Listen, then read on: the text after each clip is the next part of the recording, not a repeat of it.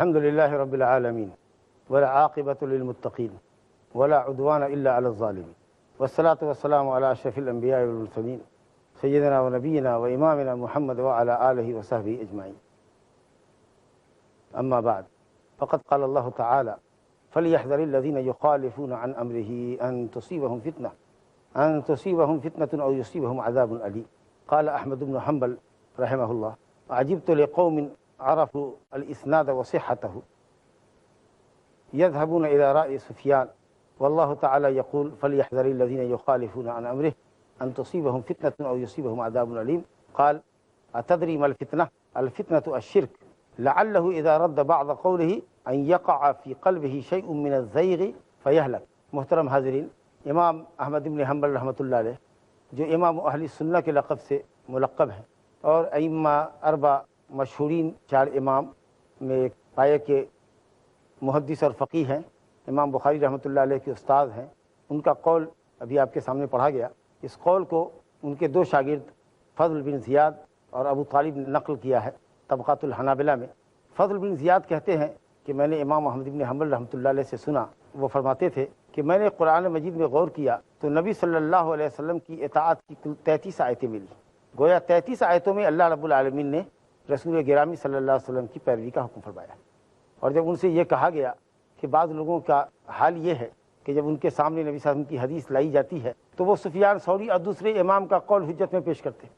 کہ تم حدیث پیش کر رہے ہو اور ہمارے پاس تو فلاں عالم کا فلاں امام کا یہ قول ہے۔ اس پر انہوں نے فرمایا تھا: عجبت لقوم، مجھے ایسے لوگوں پر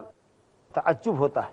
ناراضگی کا، نفرت کا اظہار فرما رہے ہیں جو حدیث کی سند کو جانتے ہیں، رجال السند کو جانتے ہیں جن سے حدیث منقول ہے، حدیث کی صحت کا علم ہے، بلکہ ماشاءاللہ اب یہ کہہ دیجیے کہ بہت سارے وہ لوگ بھی ہیں جنہوں نے بہت سی کتابیں بھی لکھی ہیں، بہت سے لوگ مدعیان علم ہیں اور حدیث کے موضوع پر بھی کتاب لکھی ہے، فتاوی پر بھی ان کی کتابیں ہیں، بڑے پائے کے عالم مانے جاتے ہیں، مگر اللہ ان کو ہدایت دے، ہم کو ہدایت دے، ان کو ہدایت دے، ایسے تمام لوگوں کو ہدایت دے کہ جب کوئی حدیث سامنے آتی ہے تو جس امام کے مسلک کی طرف ان کی نسبت ہے اس سے ہٹنے کو ذرا بھی تیار نہیں ہوتے، قیل و قال کرتے ہیں، تعویلات کرتے ہیں، حالانکہ وہ صاحب علم ہیں، حدیثوں کی تحقیق کر سکتے ہیں، سندوں کی تحقیق کر سکتے ہیں، اور ماشاءاللہ اہل علم نے حدیثوں کی تصحیح اور تضعیف کے بعد اس مسئلے کو اور بھی آسان کر دیا ہے کہ ائمہ کے دلائل کا تجزیہ اب آسان ہو گیا پہلے کے مقابلے میں۔ بہرحال تو کہا گیا کہ سفیان ثوری رحمۃ اللہ علیہ کی رائے لیتے ہیں، تو انہوں نے کہا کہ مجھے ایسے لوگوں پر تعجب ہوتا ہے، کیوں کر یہ ایسی جسارت کرتے ہیں جبکہ اللہ رب العالمین کہتا ہے: فَلْيَحْذَرِ الَّذِينَ يُخَالِفُونَ عَنْ أَمْرِهِ، چاہیے کہ وہ لوگ ضرور ڈریں، یہ امر ارشاد کے لیے ہے، رہنمائی کے لیے ہے، یعنی ایسا ضرور کریں ورنہ ان کی عاقبت خراب ہو جائے گی۔ وہ لوگ ضرور ڈریں، چاہیے کہ وہ لوگ ضرور ڈریں جو رسول اللہ صلی اللہ علیہ وسلم کے حکم کی مخالفت کرتے ہیں۔ حدیث چھوڑ دینا گوارا ہے، عالم اور امام کا قول چھوڑنا گوارا نہیں۔ ایسے لوگ ڈریں کس چیز سے؟ ان تصیبہم فتنۃ، کہ کہیں ان کو فتنہ نہ دھر دبوچے یا ان کو عذاب علیم نہ پہنچے۔ خود ہی پوچھ رہے ہیں شاگردوں سے: اتدری ما الفتنہ، جانتے ہو فتنہ کیا ہے؟ یہ امام کی فقاہت دیکھیے، رسول اللہ صلی اللہ علیہ وسلم کے حکم کو رد کرنے والے، رسول اللہ صلی اللہ علیہ وسلم کے حکم کی مخالفت کرنے والے کو فتنہ پہنچے گا، جانتے ہو اس فتنے سے کیا مطلب ہے؟ خود فرمایا کہ الفتنۃ الشرک، فتنے کا مطلب ہے شرک میں واقع ہو جائیں گے، اور اس کی توجیہ بتا رہے ہیں: لعلہ اذا رد بعض قولہ ان یقع فی قلبہ شیء من الزیغ فیہلک۔ آج وہ ایک حدیث رد کر رہا ہے، کل ایک حدیث سے دامن بچائے گا، پرسوں تیسری حدیث چھوڑے گا، اس طریقے سے رفتہ رفتہ رفتہ رفتہ حدیث کی مخالفت کرنے کے نتیجے میں اس کے دل میں کجی پیدا ہو جائے گی، دل اس کا سیدھا نہیں رہے گا، کتاب و سنت کی اہمیت کم ہو جائے گی اس کی نظر میں، اور جب دل کج ہو جائے، دل ٹیڑھا ہو جائے، تب تو ہلاکت یقینی ہے۔ پھر شرک کرنے میں بھی اس کو کوئی باک نہیں رہ جائے گا، شرک بھی کر لے گا۔ گویا یہ انتہائی خطرناک قدم ہے جو اس کو شرک کی کھائی میں لے جائے گا۔ بہت سی اور بھی آیت ہیں جس میں اللہ اور اس کے رسول کی مخالفت کی سخت وعید آئی ہے۔ سورہ احزاب آیت نمبر 36 میں اللہ تعالیٰ فرماتا ہے: وَمَا كَانَ لِمُؤْمِنٍ وَلَا مُؤْمِنَةٍ إِذَا قَضَى اللَّهُ وَرَسُولُهُ أَمْرًا أَن يَكُونَ لَهُمُ الْخِيَرَةُ مِنْ أَمْرِهِمْ وَمَن يَعْصِ اللَّهَ وَرَسُولَهُ فَقَدْ ضَلَّ ضَلَالًا مُبِينًا۔ کسی مسلمان مرد اور عورت کے لیے جائز نہیں کہ اللہ اور اس کا رسول جب کسی معاملے میں فیصلہ کر دے تو اس کے لیے جائز نہیں ہے کہ اپنے آپ کو با اختیار سمجھے کہ چاہے تو لے چاہے تو نہ لے، اختیار سلب۔ اور اگر اللہ اور اس کے رسول کی مخالفت کرو گے تو بہت دور تک گمراہی میں چلے جاؤ گے۔ جہاں سے شاید نکلنا تمہارے لیے ممکن نہ ہوگا۔ اللہ تعالیٰ نے فرمایا فلا وربک لا یؤمنون حتی یحکموک فیما شجر بینہم ثم لا یجدوا فی انفسہم حرجا مما قضیت ویسلموا تسلیما۔ سورہ نساء آیت نمبر 65 میں اللہ فرماتا ہے، قسم کھاتا ہے اپنی ذات مقدسہ کہ وہ شخص مومن نہیں ہو سکتا جو اپنی اختلافی مسائل میں اے نبی آپ کو جج نہ مان لے اور پھر آپ کے فیصلے کو دل سے قبول نہ کر لے اور پھر اس پر عمل درآمد نہ کر لے، اس وقت تک مومن نہیں ہو سکتا۔ تو بہت سنگین معاملہ یہ، اس لیے ایک مسلمان پر واجب ہے، فرض ہے کہ جب اللہ کی کتاب اور نبی کی سنت سے مسئلہ واضح کر دیا جائے دلیل کی روشنی میں، بلا چون چرا اس کو قبول کرے، لے تو لعل نہ کرے، تعویلات سے کام نہ لے۔ یہی اللہ اور اس کے رسول کی وصیت ہے، یہی ائمہ دین رحمہم اللہ کی وصیت ہے۔ اس باب میں صاحب کتاب رحمہ اللہ نے ایک حدیث ذکر کی، عدی بن حاتم رضی اللہ عنہ سے، مسند احمد اور ترمذی کی روایت ہے اور انشاءاللہ حدیث کی سند حسن ہے۔ عدی بن حاتم کہتے ہیں انہ سمع النبی صلی اللہ علیہ وسلم یقرأ هذه الآیہ اتخذوا احبارهم ورهبانهم اربابا من دون اللہ الآیہ قال لسنا نعبدهم قال بلى أليس يحرمون ما أحل الله فتحرمونه ويحلون ما حرم الله فتحلونه قال نعم قال فتلك عبادتهم۔ عدی بن حاتم رضی اللہ عنہ کہتے ہیں، یہ حدیث عدی بن حاتم سے ہے، مشہور صحابی ہیں، حاتم تائی کے مشہور عرب کا سخی آدمی، اس کے بیٹے۔ انہوں نے نبی صلی اللہ علیہ وسلم سے ایک آیت تلاوت کرتے ہوئے سنا، وہ آیت ہے اتخذوا احبارهم ورهبانهم اربابا من دون اللہ والمسیح ابن مریم وما امروا الا لیعبدوا الہا واحدا لا الہ الا هو سبحانہ عما یشرکون۔ سورہ توبہ کی آیت نمبر 31، جس میں اللہ تعالیٰ نے فرمایا کہ یہود و نصارہ نے اپنے عالموں کو اور اپنے زاہدوں کو، راہبوں کو اللہ کے مقابلے میں رب بنا لیا۔ اور پھر خاص طریقے سے نصرانیوں کا ذکر ہے کہ نصارہ نے حضرت عیسیٰ علیہ السلام کو معبود بنایا، یہود ملعون تو حضرت عیسیٰ علیہ السلام کو نبی تک نہیں مانتے تھے، ان کی شان میں گستاخی کرتے تھے، حد درجہ جوڑ و جفا کا مظاہرہ کرتے تھے، بدتمیزی کی آخری حد تک پہنچے ہوئے تھے، کہتے تھے کہ یہ ولد الزنا ہے، نعوذ باللہ۔ تو مسیح ابن مریم کو معبود بنایا، یعنی عیسائیوں نے احبار اور رہبان کو، عالموں کو، زاہدوں کو رب بنایا، یہ تو انہوں نے کیا، یہود اور نصارہ دونوں نے، اور نصارہ نے حضرت عیسیٰ علیہ السلام کو معبود بھی بنایا، جبکہ وما امروا الا لیعبدوا الہا واحدا، ان کو یہی حکم دیا گیا تھا کہ صرف ایک اللہ کی پرستش کریں، لا الہ الا ہوا، اللہ کے سوا کوئی بندگی کے لائق نہیں، سبحانہ عما یشرکون، اللہ تعالی ہر عیب و نقص سے پاک ہے، شرک سے پاک ہے جس کو وہ اللہ کی بندگی میں شریک کرتے ہیں۔ شرک سے پاک ہے، اما موصولہ بھی ہے اور موصوفہ بھی ہے، جس چیز کو وہ اللہ کی بندگی میں شریک کرتے ہیں اس سے بھی اللہ پاک، جن لوگوں کو اللہ کی بندگی میں شریک کرتے ہیں ان سے بھی اللہ تعالیٰ پاک، شرک کی جملہ قسموں سے اور تمام شرکا سے پاک اور شرک کی تمام قسموں سے پاک۔ جب یہ آیت حضرت عدی بن حاتم نے سنی تو انہوں نے کہا یا رسول اللہ لسنا نعبدہم، ہم تو اپنے عالموں کی عبادت نہیں کرتے، اپنے زاہدوں کی عبادت نہیں کرتے۔ انہوں نے یہ سمجھا کہ عبادت کا مطلب ہے مراسم بندگی بجا لانا، کچھ عبادت کا طور طریقہ جو ہے وہ ان کے لیے کرنا، علماء سے قریب ہونے کے لیے، مثال کے طور پر ان کے سامنے سر و سجود ہو جانا، ان کے لیے کچھ چڑھاوا چڑھانا، ان کے لیے نظر و نیاز ماننا، اور بھی جو بندگی کی جا سکتی ہے، یہ انہوں نے سمجھا۔ آپ نے فرمایا کہ بلا، یہود و نصارہ نے بالکل اپنے عالموں کو رب بنایا، اپنے زاہدوں کو رب بنایا،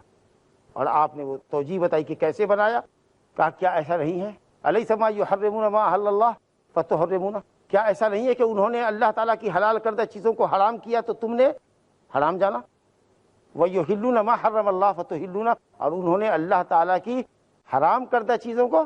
حلال کر لیا تو تم نے مولویوں کے کہنے پر اس کو حلال جانا۔ کیا ایسا نہیں ہوا؟ اللہ اور اس کے رسول کی شریعت کے مقابلے میں انہوں نے اشیاء کو حرام کیا تو آپ نے فرمایا فَتِلْكَ عِبَادَتُهُمْ، یہی تو ان کی عبادت ہے۔ گویا اللہ اور اس کے رسول کی شریعت کے مقابلے میں اگر آپ کسی کا حکم مانتے ہیں، کسی کی تحلیل کو حلال جانتے ہیں، کسی کی تحریم کو حرام جانتے، اس نے حرام کیا تو حرام جانتے، حلال کر دیا تو حلال جانتے، اللہ رسول کی شریعت کے مقابلے کہتا ہے یہ حلال یہ حرام، دلیل ولا تقولوا لما تصف السنتكم الكذب هذا حلال وهذا حرام لتفتروا على الله الكذب، اللہ پر جھوٹ کرتے ہوئے یہ حلال یہ حرام، کدھر دلیل ہے؟ تو حلت اور حرمت کے سلسلے میں خاص طریقے سے آپ نے ایک مثال دے کر فرمایا کہ یہود و نصارہ نے اپنے عالموں کی، اپنے راہبوں کی بات مانی اور اللہ اور اس کے رسول کی حلت و حرمت کا لحاظ نہیں رکھا تو گویا انہوں نے عبادت کیا۔ اب یا تو ان لوگوں نے دو حالت ہوئی ہوگی، یا تو یہ جانتے ہوئے کہ ہمارے مولویوں نے شریعت بدل دیا ہے، ایک چیز حرام ہے توریت میں انجیل میں یہ حلال کر رہے ہیں، ایک چیز حلال ہے یہ حرام کر رہے ہیں، پیسے لے کر فتویٰ دیتے تھے، آج بھی بہت سے لوگ ملیں گے آپ کو جو فتویٰ حالات کے مطابق پیسے لے کر دیتے رہتے، تو انہوں نے سمجھا ہوگا کہ انہوں نے بدل دیا شریعت کو، اور اس کے باوجود بھی انہوں نے ان کی بات مانی گویا اللہ اور اس کے رسول کی شریعت کے مقابلے میں عالموں کی بات انہوں نے مانی، یہ جانتے ہوئے کہ انہوں نے شریعت بدلی ہے، تو اس پر کیا حکم لگائیں گے آپ؟ کافر ہے وہ، ایسا شخص اسلام سے خارج ہے، کیونکہ اس نے اللہ کی شریعت کو ناپسند کیا، اس کے مقابلے میں جو قانون آیا اس کو پسند کیا، آدمی خارج ہوگا اسلام۔ لیکن ہم یہ جانتے ہیں کہ مولوی نے بدل دیا ہے، اور تکلیف بھی اندر ہے کہ نہیں ہونا چاہیے، قرآن اور حدیث میں جو کچھ ہے وہی صحیح ہے، لیکن کسی بھی وجہ سے مصلحت کی خاطر یا کسی بھی وجہ سے عالم کی بات لے رہے، دلیل سے مطمئن بھی ہیں لیکن چھوڑ بھی نہیں رہے، لوگ کیا کہیں گے؟ اگر اس طرح کی بات ہے تو مجھے کہنے دیجئے کہ اگر یہ کفر نہیں ہے تو بڑی معصیت ہے، فسق ضرور ہے، کہ ایک دلیل کے اوپر مطلع ہونے کے بعد اور عالموں کے غلط فتوے پر مطلع ہونے کے بعد اور یہ جاننے کے باوجود کہ شریعت کے خلاف یہ فتویٰ جا رہا ہے، اس کے باوجود بھی اس پہ اڑے ہوئے ہیں، تو گویا کہ معصیت کے کام میں آپ ان کی بات مان لیں۔ انشاءاللہ بریک کے بعد آپ سے پھر سلسلہ جاری رہے گا۔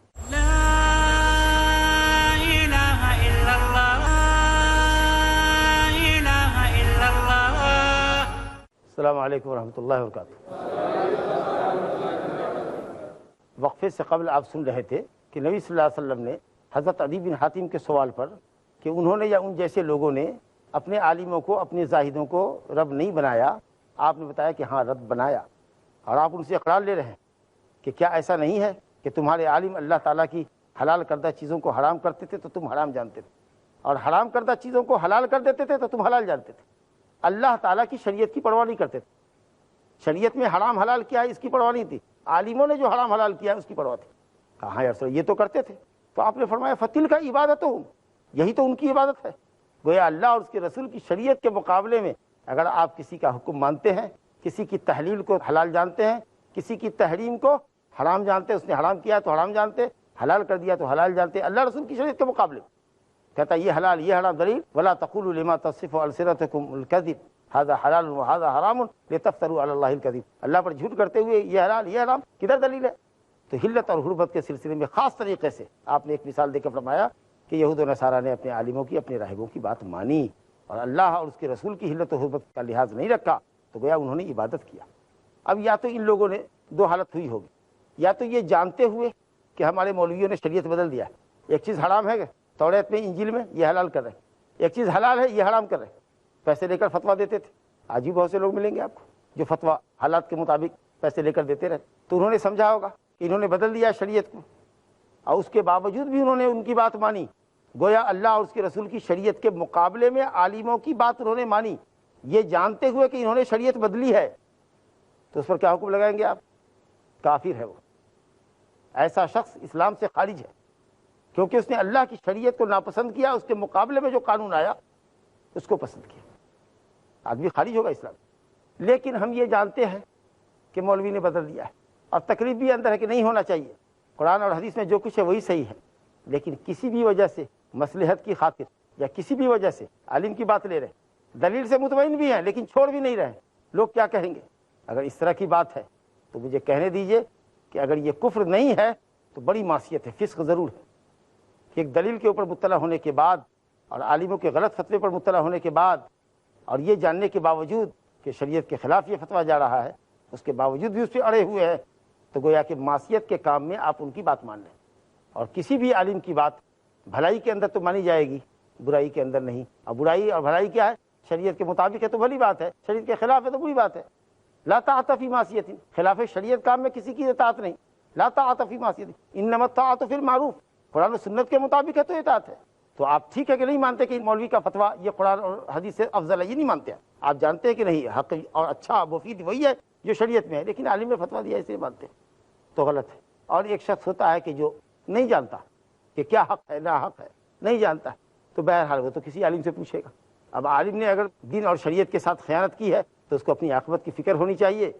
اگر کوئی شخص بلا علم کے فتویٰ دیتا ہے فإنما اسمہ علی من افتیٰ، اس فتوے کا گناہ فتویٰ دینے والے پر ہوتا ہے، عامی اور جاہل کے اوپر نہیں ہوتا۔ اگر ایک عالم کی حیثیت اللہ نے آپ کو دی ہے، آپ صاحب علم ہیں، فتویٰ آیا، ٹھیک ہے، بڑے عالم تھے، انہوں نے اجتہاد کیا، لیکن آپ ان کے اجتہاد کو ٹیسٹ کر سکتے ہیں، ان کے مسائل کو دلیل پر ٹیسٹ کر سکتے ہیں۔ تو آپ کو اللہ نے علم دیا ہے، فہم و فراست دی ہے، بڑے عالم ہیں آپ، اگر آپ بڑے عالم ہیں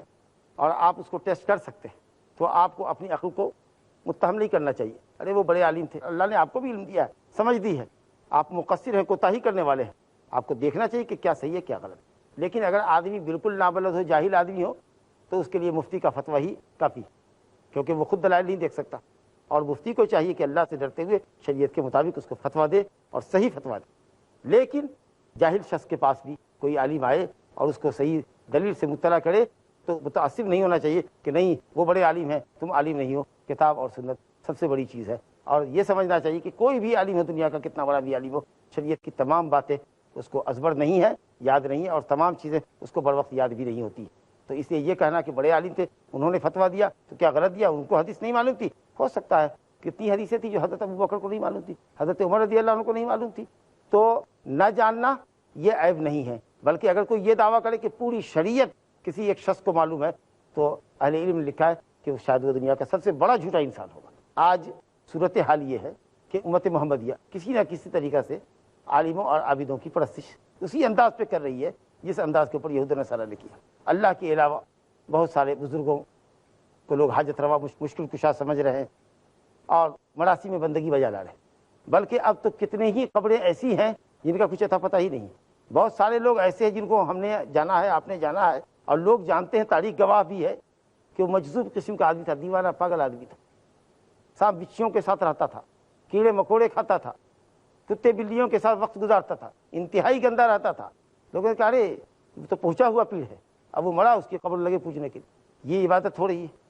اور اسی طریقے سے یہ بڑے عالم ہیں، بڑے فقیہ ہیں، یہ غلط نہیں بول سکتے، اسی یہ انہوں نے جو بھی کچھ کہہ دیا سب صحیح کر دیا، حرف آخر ہے۔